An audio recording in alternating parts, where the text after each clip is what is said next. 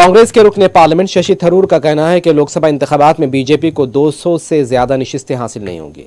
उनका कहना है कि ये मेरा दिली एहसास है कि बीजेपी 200 नशिस्तों से ज्यादा हासिल नहीं कर पाएगी। उनका कहना था कि 400 पार को भूल जाओ, 300 पार को भी भूल जाओ, बीजेपी तो 200 पार भी नहीं कर पाएगी।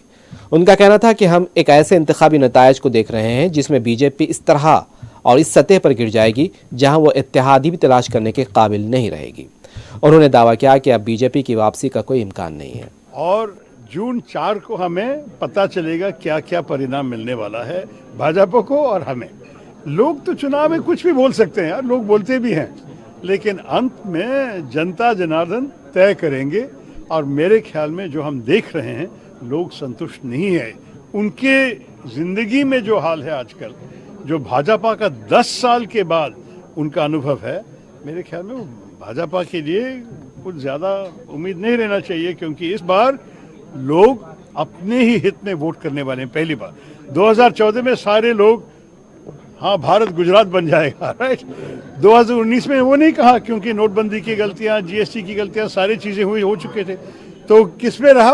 Pakistan, Balakot, Pulwama, national security. अब वो भी नहीं कहेंगे, क्योंकि अगर वो कहेंगे तो हम बोलेंगे चाइना में आपने बुरी तरह से हारा कि 26 पेट्रोलिंग पॉइंट चाहे इंडियन आर्मी जाते थे, अभी नहीं जा सकेंगे, और आप तो प्रधानमंत्री जी, क्या किया आपने? तो वो उसके बारे में नहीं बोल रहा है।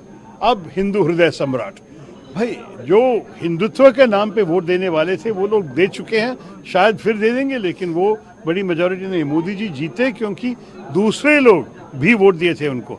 2014 में विकास की उम्मीद में, 2019 में देश को सुरक्षित रखने के लिए, 2024 में ये दोनों बयान नहीं चलेंगे और सिर्फ हिंदुत्व से चुनाव जीतने वाला नहीं है। क्या किस तरीके से? क्योंकि ये बिल्कुल एक अन्याय है। हमारे आर्मी तो इतने अच्छे ट्रेडिशन से, कितने सैकड़ों से, और हमारे आर्मी बहुत प्रोफेशनल फौज है। मैं तो जब यूनाइटेड नेशंस में काम कर रहा था पीस कीपिंग में समाधान के लिए, हमारी आर्मी, हमारी फौज के जो जवाने आते थे, लोग में माना जाता था कि this is amongst the most professional आर्मीज in the world. अब इस प्रोफेशनल आर्मी को लेके आप पैसे बचाने के लिए ऐसे करते हैं कि किसी को 3 साल के लिए, 4 साल के लिए भेज रहे हैं। ये कैसा प्रोफेशनल आर्मी है? कोई भी काम में, अगर आग के काम में लोग आए 4 साल एएनए में काम करके फिर जाके अकाउंटेंट बन गए, तो क्या होगा एएनए को? तो यही बात है, मैं आपसे भी कह रहा हूँ कि हमारे देश में एक प्रोफेशनल आर्मी की बड़ी ज़रूरी है, क्योंकि हमारे बॉर्डर्स